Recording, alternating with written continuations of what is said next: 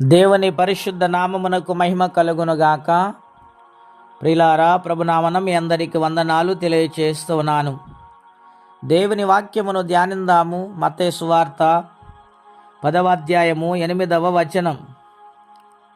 రోగులను స్వస్థపరుచుడి, చనిపోయిన వారిని లేపుడి, కుష్ఠరోగులను శుద్ధులుగా చేయుడి, దయ్యములను వెళ్ళగొట్టిడి, ఉచితముగా పొందితిరి, ఉచితముగా ఇయ్యుడి. ప్రియులారా, ఈ ఉదయకాల సమయంలో పరిశుద్ధాత్మ దేవుడు మనందరితో మాట్లాడుచున్న మాటలు యేసుక్రీస్తు ప్రభువారు శరీరధారిగా ఉన్న దినాలలో ఆయన బోధిస్తూ ఉండగా అనేక విషయాలు ఆయనతో ఉన్న శిష్యులు నేర్చుకున్నారు. నేరుగా బాహాటముగా వారు చూశారు. వారు ప్రత్యక్షతలు ఎన్నో అద్భుతాలు యేసయ్య చేస్తున్నప్పుడు చూసి వారు సంపూర్ణంగా దేవునిలో సాగిపోయారు. ప్రియులారా, ఆయన సన్నిధిలో ప్రార్థించేవారిగా, గొప్ప కార్యములు చేయవారిగా దేవుడు వారిని తయారు చేశారు. కాబట్టి దేవుడు అంటి ఉన్నారు, యేసయ్య శిష్యులారా, మీరందరూ కూడా నేను చెబుతూ ఉన్నట్లుగా మీరు వినండి. పరలోక రాజ్యం సమీపించిందని అనేక మందికి బోధించండి.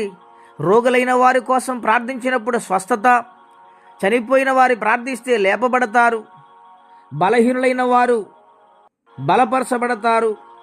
గనుక మీరు వెళ్ళి బలమైన ప్రార్థన, బలమైన స్వార్థ మీరు చేసి అనేక మందిని పరలోక రాజ్యం కొరకు సిద్ధపరచుడని వాగ్దానము చేశారు. నా ప్రియ స్నేహితులారా, దేవునితో వారు ఉన్నారు గనుక, దేవుని కార్యాలను ఆసక్తి చూపించారు గనుక, ఆయన యొక్క మాటలు, ఆయన యొక్క సహవాసములో చేశారు గనుక, ఆయన యొక్క కార్యాలు వారు రుచి చూసి వారు కూడా దేవుని సన్నిధిలో చేయటం మొదలుపెట్టారు.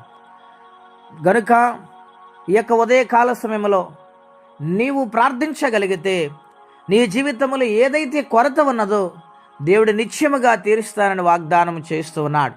ప్రార్థన ఆయుధముగా ధరించాలండి. అపోస్తుల వలె దేవుని కొరకు నిలబడాలండి. అటువంటి జీవితం కలిగిన నాడు దేవుడు విడిచిపెట్టేవారు కాదండి. ఒక రోజున బిల్లీ గ్రహం గారి దగ్గరికి అమెరికా ప్రెసిడెంట్ గారు వెళ్ళారట. అమెరికా ప్రెసిడెంట్ గారు ఎప్పుడు కూడా బిల్లీ గ్రహం గారు సలహా తీసుకుంటూ ఉండేవారటండి. అయితే ఒక రోజున, అయ్యా, వైద్యులు ఉన్నారు, సామాన్యులైన ప్రజలు ఎంతోమంది చనిపోతున్నారు గనుక వారి దగ్గర చేర్చే లోపల అనేకమైన మరణాలు సంభవిస్తున్నాయి గనుక ఒక వాహనం పెట్టి వారిని తీసుకుని రావాలి, దానికి ఏ పేరు పెట్టాలని అడిగితే ఆయన ప్రార్థన చేసి చెప్పాడంట, 108 అని చెప్పారంటండి. ఈనాడు ప్రపంచమంతా 108 వాహనాలు అనేక మందిని ఆపదల్లోనూ, భయంకరమైన రోగాల్లోనూ, భయంకరమైన విపత్తులోనూ తీసుకుని హాస్పిటల్కి తీసుకుని వెళ్ళి ఎన్నో మరణాల నుండి తప్పించబడుతున్నాయి.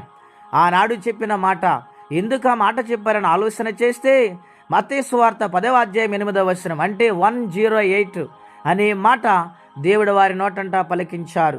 చూసారండి, ఒక మాట ప్రపంచాన్ని, అనేక ప్రాణాలను కాపాడుతుందంటే దేవుని శక్తి ఎంత ఆయనలో ఉన్నది ఆలోచన చేయమని ప్రభు పేట మనవి చేస్తున్నాను. కనుక మన జీవితాల్లో కూడా ప్రభు కొరకు పని చేసే వారుగా మనం ఉండాలని ప్రభు పేట మనవి చేస్తే మాటలు నేను ముగిస్తున్నాను. ప్రార్థనండి. దయగల మా తండ్రి, ఘనమైన మీ నామం కొరకై స్తోత్రములు.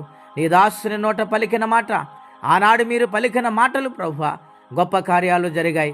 మా జీవితములు కూడా నీ మాట ద్వారా బ్రతికి జీవించి అనేక మందికి మాదిరికరముగా నీ సాక్షిగా ఉండటానికి కృపనిమ్మని, కష్టాలలో బాధలు ఇబ్బందులు ఉన్న వారికి సహాయం పంపించమని, ఈ దినము దీవెనకరంగా మార్చమని యేసుక్రీస్తు వారి పుణ్యనామంలో ప్రార్థించి వేడుచున్నాము తండ్రి.